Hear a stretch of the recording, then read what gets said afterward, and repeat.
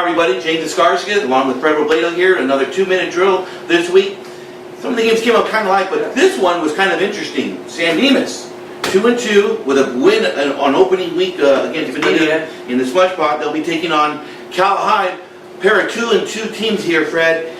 And it's a good game. You know, this week, James, there's a lot of teams taking buys because there's a lot of leagues that start next week, like the Del Rio, I think and the Valley Vista. Yes. A lot of teams that played in week 0 using their buys before that. Yes. But we have a couple of teams that the week before league are going at it. And this is a big test for San Dimas and California and how they're going to do in their leagues, because they both have kind of mixed reviews in the non-league. You know, San Dimas has looked really good at times, like you said, beating Bonita. And I think they beat Dimas this past weekend. Sir. But they lost, in a couple of games they lost, you scratch your head a little bit in how they lost. And Covina's a big question mark to me, James, because going into the Valley Vista League, I'm looking at Northview, and I'm looking at Covina. To me, are kind of the league favorites right now with San Dimas right there.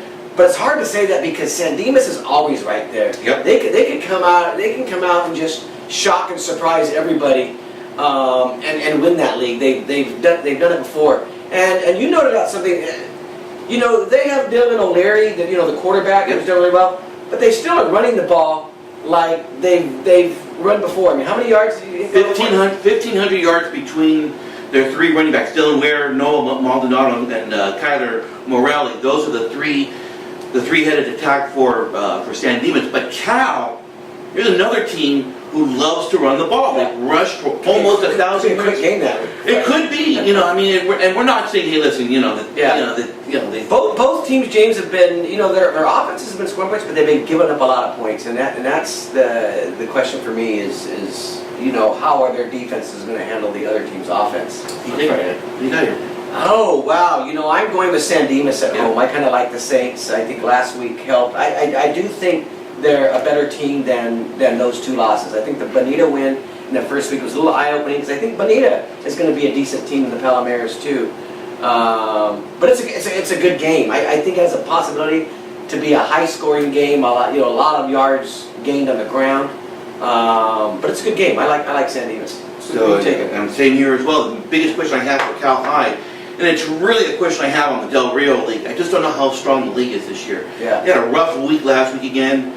I believe Pioneer was the only school from the league that won of the 5 teams that played last week. They've had a record of 11-17. Take all. I still think at the end of the day, Lucerna's going to be the team to beat. There's no question, but I think again, we're being top heavy here. Right. It's Lucerna, and then you get then who is the question? Exactly. Whittier's much better. If it hadn't been for a trick play again, sure they would have probably won. So there's some questions I still have about the Del Rio League. That's what's interesting about the Del Rio is there's been some good wins from those teams, but there's also been some tough losses. It's gonna, and that's always an interesting league to watch. There are always upsets and things. There are always weeks when you look at that when you're sure this team is going to win and this team knocks them off. That's, as far as I can tell, covering the Del Rio the last 15-20 years of being around it, there's always those games like that just kind of shake your head. Yeah, it just happens every year around week 7 or week 8. There's an upset that just totally throws the table up and down.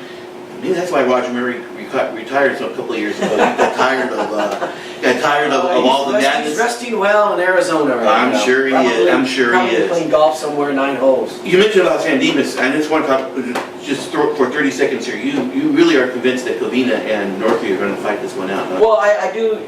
Yes, I am. And in Covina, their only loss was to Arroyo, and we've seen what Arroyo did to Sure and how Arroyo was doing.